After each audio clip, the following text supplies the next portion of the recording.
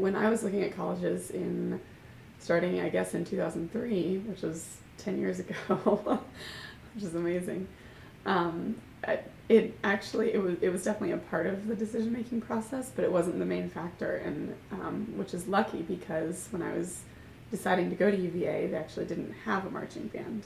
And I remember hearing different rumors that, okay, UVA was going to start and get a marching band, and and that was really exciting, but it wasn't, at least from what I can remember, I didn't know that it was a for sure thing.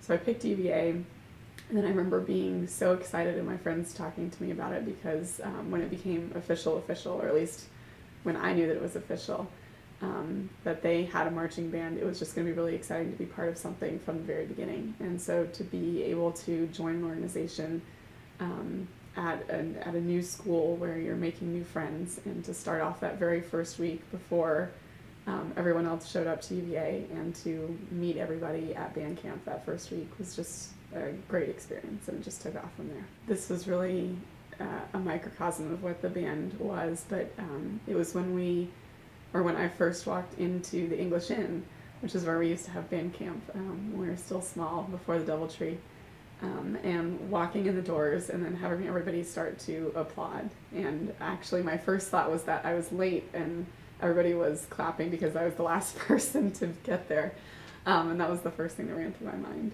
So, but then realizing that it was just, this is how they greeted everybody, and it was just really welcoming you into this new family that we were all kind of starting together, because again, it was the first season, the first band camp, the first day of the first band camp, and that feeling kind of carried through all 5 years with the CMB, and I know that it still is there today. That week of band camp was your first week there before you met other people, so really that's where all of my friends came from, for the most part, were marching band friends. So it really kind of set your social circle from the very beginning. From an activity and time perspective, obviously marching band was all that we did throughout the fall season, on all the time during the week, on weekends for football games, both home and away.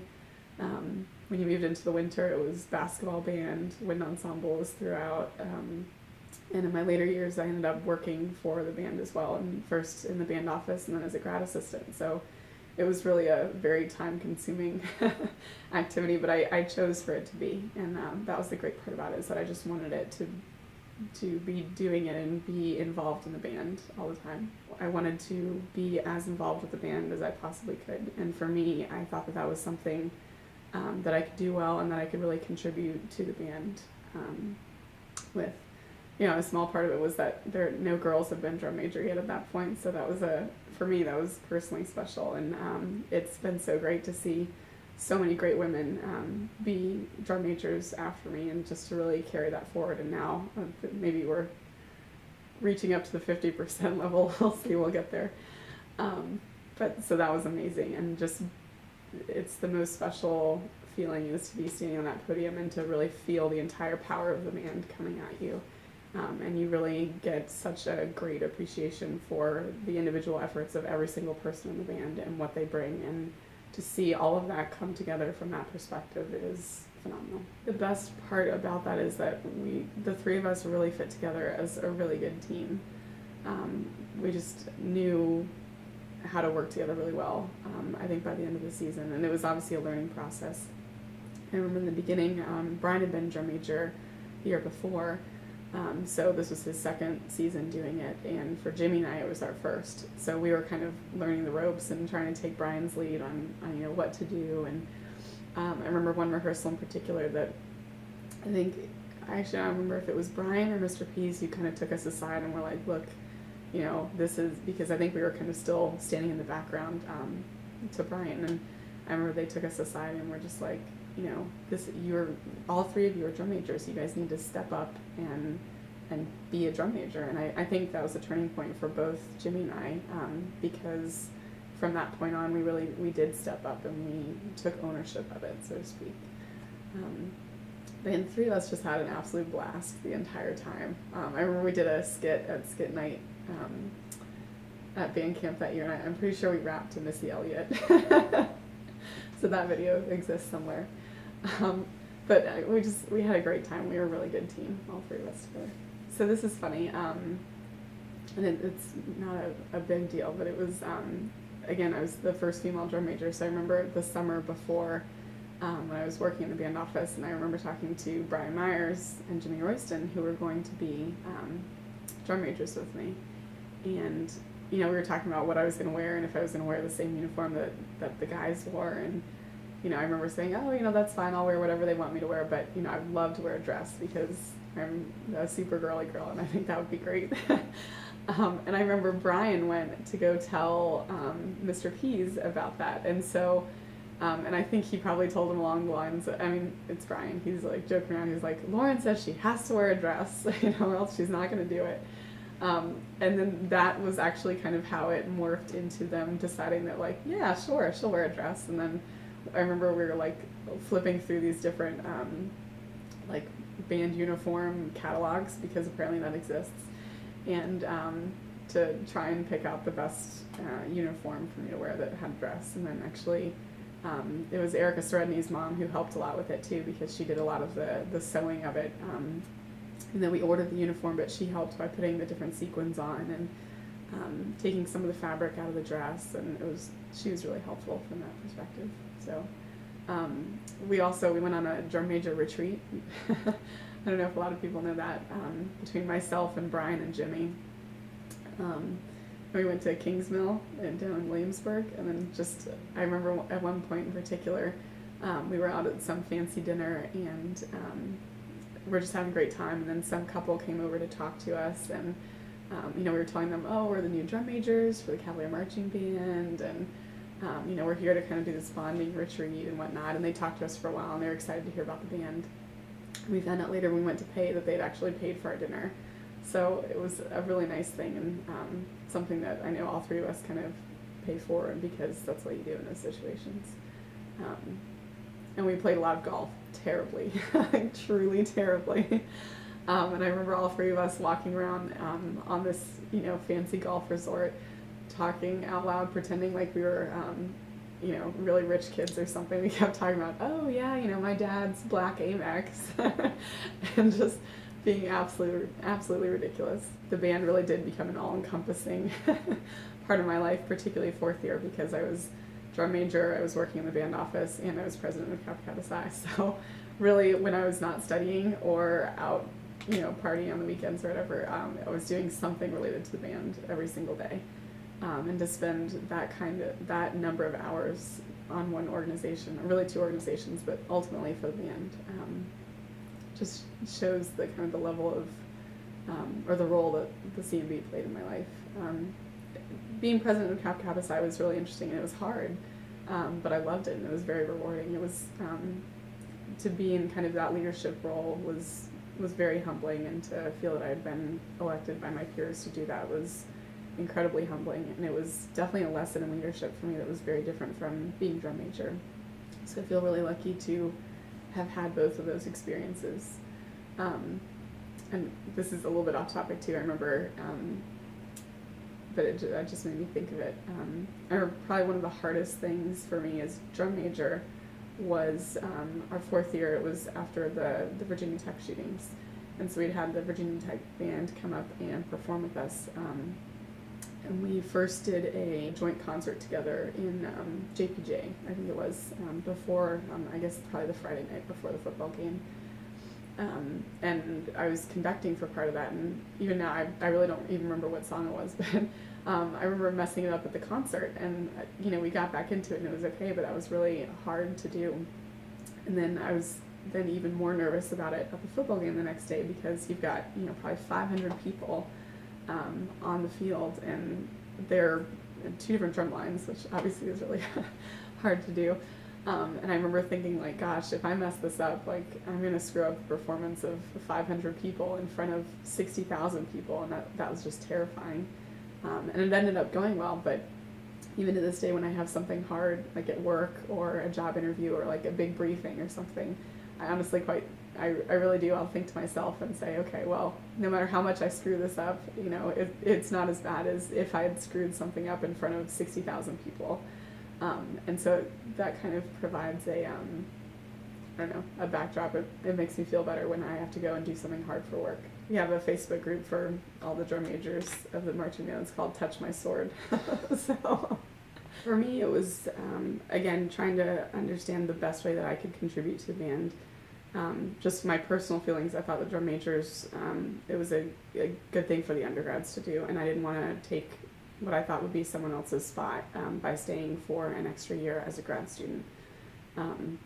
Also not really knowing what grad school would be like yet. I didn't want to,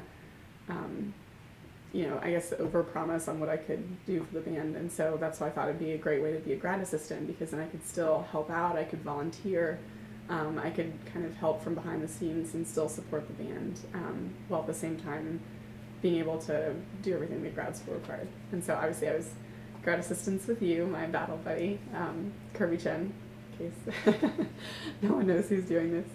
And that was just such a great experience, because then we got to kind of run things from behind the scenes, and really, again, it's all about kind of the volunteering and supporting in the best way that you can help and support the band. And for me, that was the way that I did that year.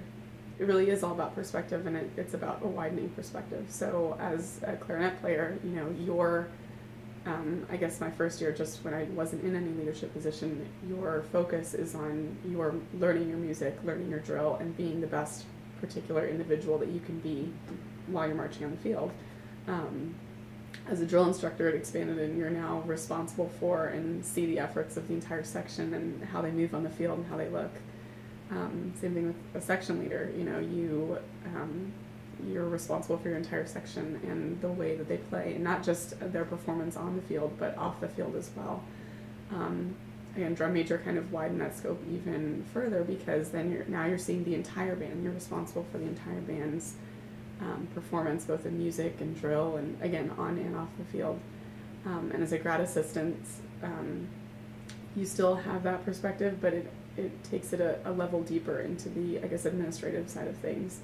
And you get a new appreciation for the logistics and what goes into the back end to really produce what everybody sees on the field at halftime each week. I remember one time it was raining and we had to have practice inside, and obviously not having a band building, we used to go to U-Haul, but for some reason U-Haul was booked.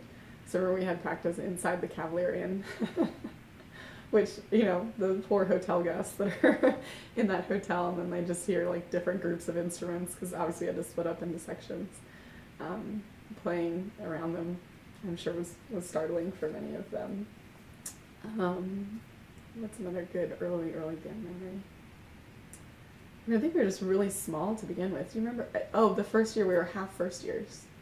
So the first year of the band, I think there were maybe about 140 people in the band, 70 of whom were first year students. So it was really a very, very new organization. But then just having even people there that were third and fourth years at the time, and the fact that they would, their fourth year of school, come and join this marching band that was the first year of the university, again, I think speaks volumes about them and about the band. I remember one time driving behind the truck.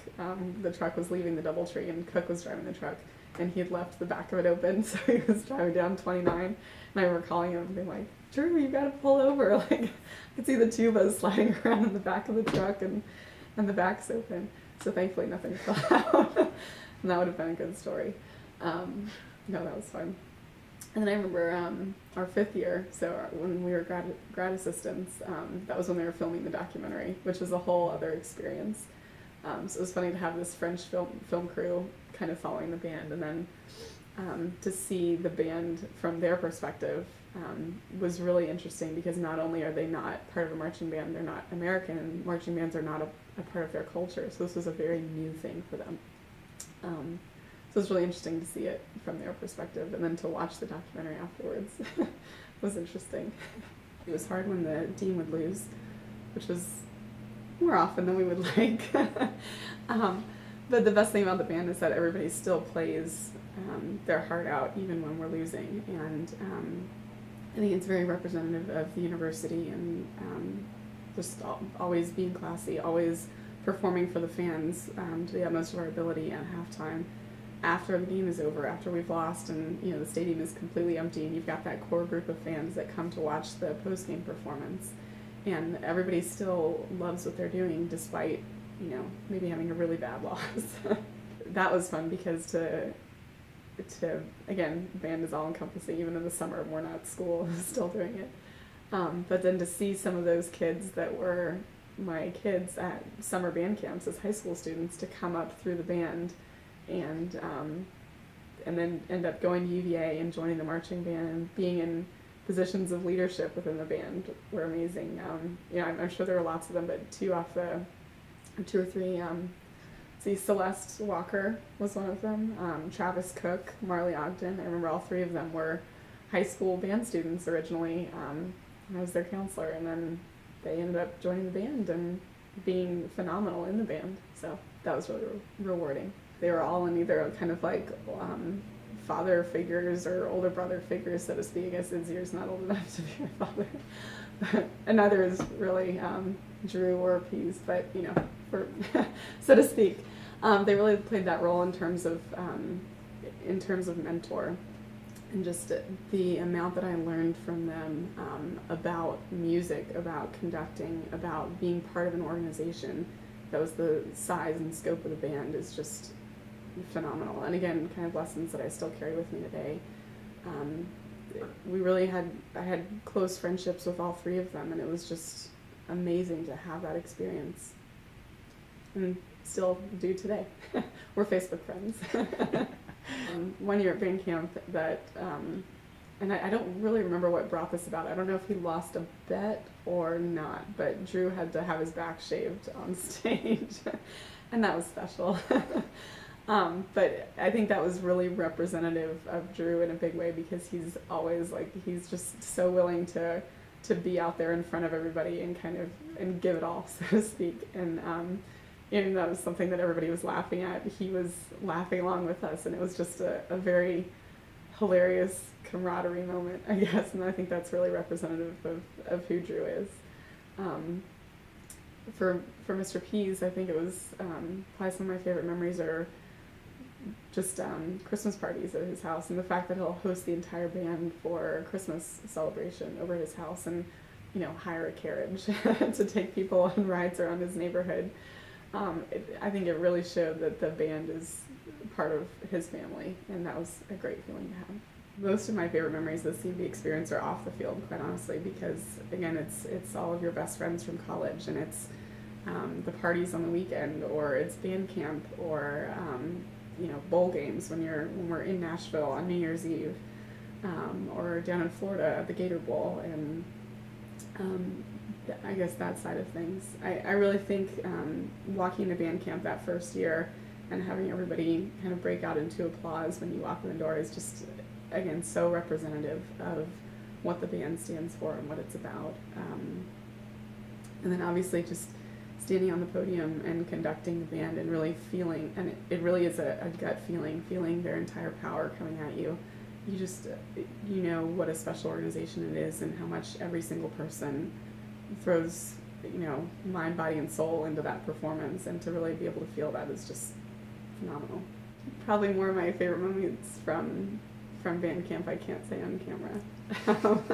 But that's the best part about band camp, right? I mean, it's just that you have this camaraderie with people, and again, you're spending a week with your best friends, and everybody's exhausted.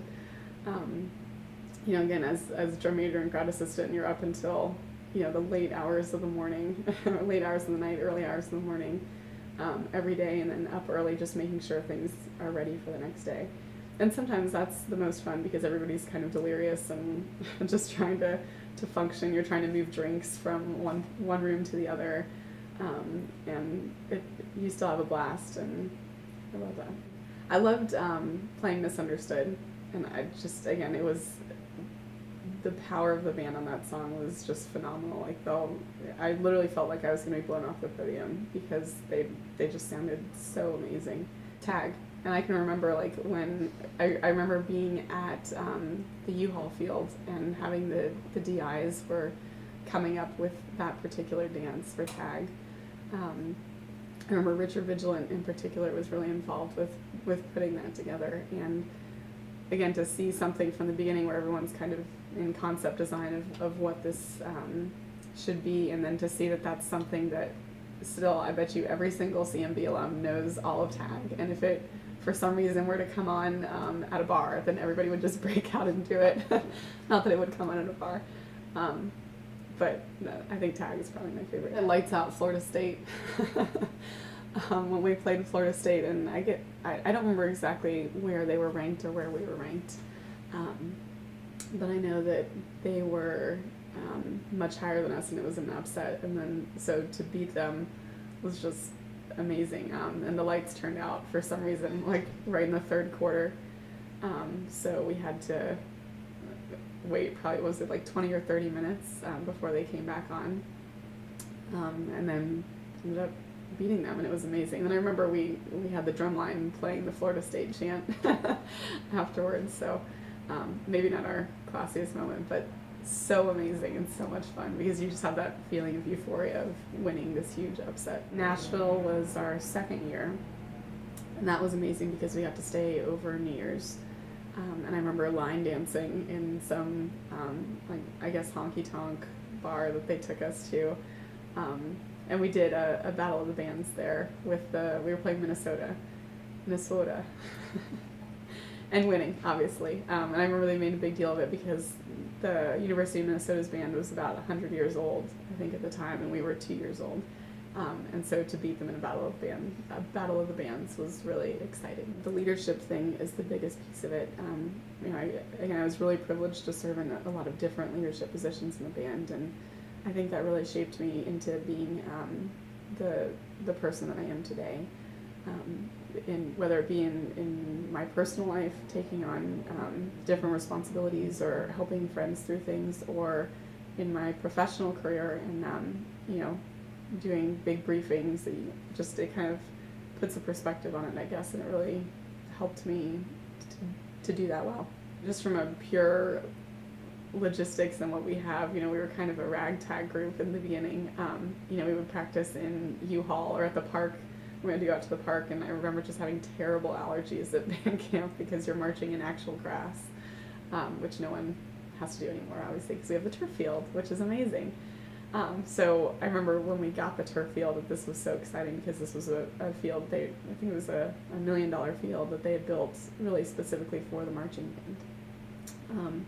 And that's when you knew that this was going to be a big deal, that they would invest that kind of money from the university's perspective into the organization. So that was a big deal. And then obviously even now that they have the band building, I remember coming back for when they did the grand opening of the building and just seeing, again, that we've literally changed the landscape of the university, and we have this building that's dedicated to our use now. And I think that's just so representative of how the group has grown in the past 10 years.